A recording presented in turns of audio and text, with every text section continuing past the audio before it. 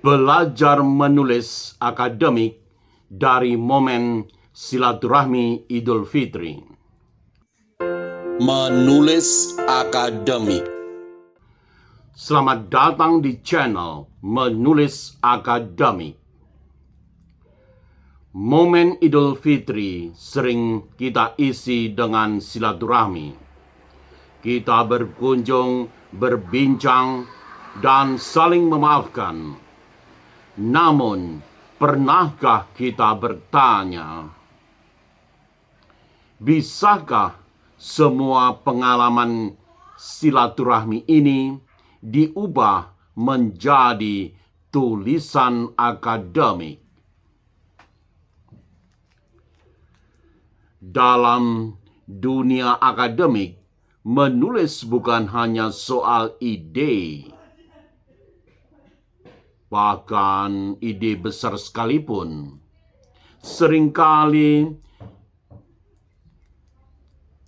tulisan, termasuk tulisan akademik, justru berangkat dari hal yang sangat dekat, bahkan dari percakapan sederhana saat Lebaran,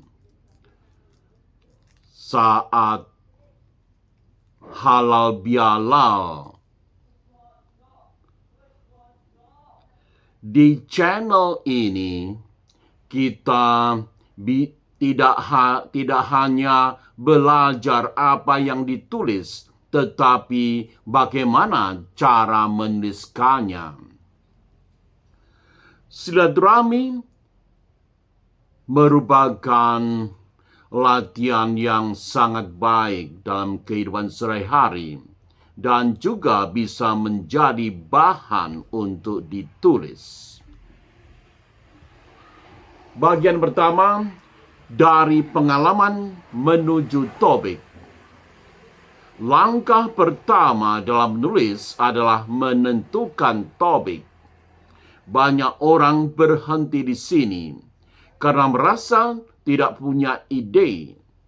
Padahal, coba perhatikan momen silaturahmi. Ada tradisi mudik, dijumpai kebiasaan saling memaafkan, ada peristiwa dari tatap muka, hingga untuk zaman sekarang pesan-pesan digital. Semua ini bisa menjadi topik. Namun perlu diingat, topik bukan sekedar silaturahmi itu sendiri. Topiknya harus lebih spesifik. Misalnya, perubahan praktek silaturahmi di era digital. Ini salah satu contoh topik menarik. Bagian 2, dari topik ke rumusan masalah.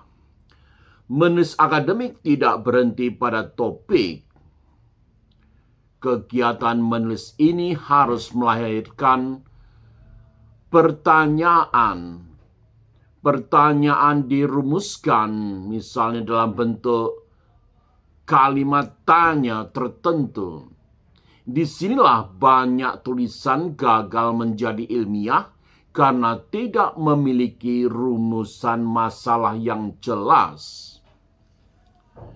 Dari topik tadi, kita bisa bertanya, misalnya, bagaimana digitalisasi mempengaruhi makna silaturahmi? Perhatikan bahwa kita tidak lagi bercerita, tetapi mulai menyelidiki, mulai melakukan penelitian, mulai melakukan research. Bagian 3, dari opini menuju argumen. Dalam silaturahmi, kita sering mendengar kalimat seperti silaturahmi itu penting. Itu benar, tetapi dalam konteks melakukan kegiatan menulis akademik, pernyataan itu belum cukup. Kita perlu mengubah opini menjadi argumen. Misalnya, silaturahmi berfungsi sebagai mekanisme penguatan kohesi sosial. Apa bedanya? Opini bersifat umum. Argumen bersifat analitis dan bisa diuji. Bagian 4. Menyusun paragraf akademik.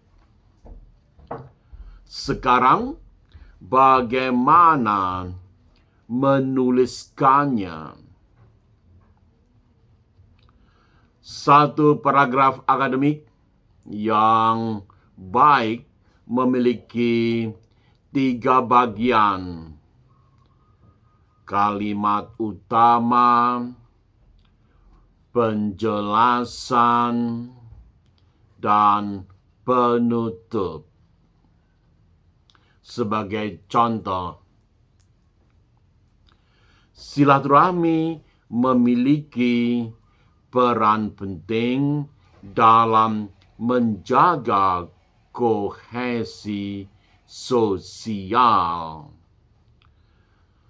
Melalui interaksi langsung maupun simbolik, individu memperkuat hubungan interpersonal yang sempat renggang. Dengan demikian, silaturahmi tidak hanya bersifat tradisional, tetapi juga memiliki fungsi sosial yang nyata.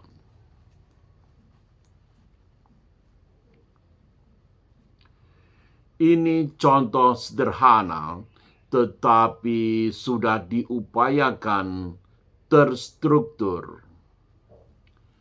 Bagian 5. Menjaga objektivitas.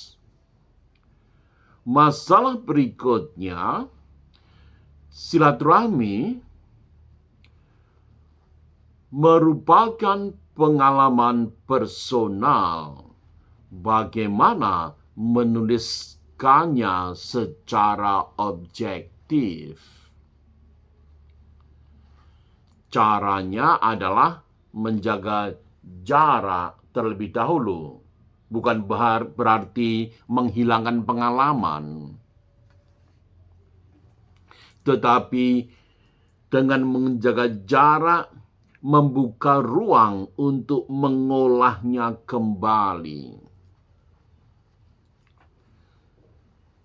Jadi bukan demikian, saya merasa silaturahmi sangat menyentuh, bukan begitu saja, melainkan dapat dirumuskan sebagai berikut.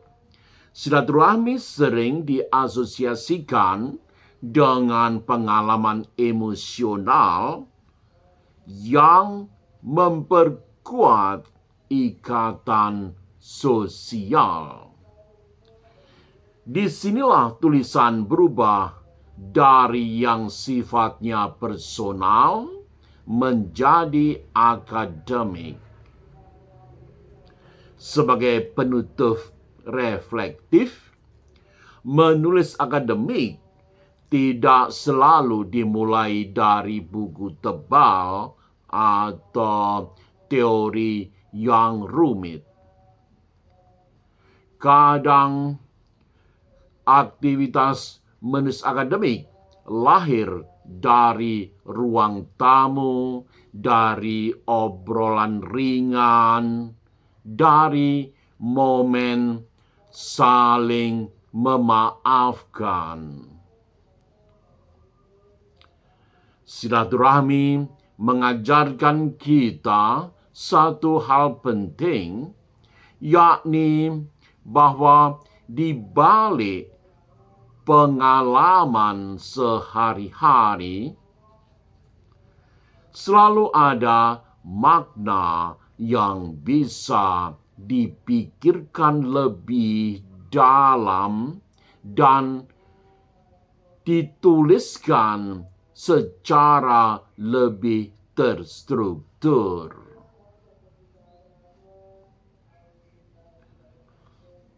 Jadi, setelah Idul Fitri ini, coba tanyakan pada diri masing-masing, pengalaman mana yang bisa diubah menjadi tulisan akademik bagi Anda masing-masing, termasuk saya. Karena menulis selalu dimulai dari sikap melihat lebih dalam. Terima kasih telah menyaksikan salah satu video dari channel Menulis Akademik.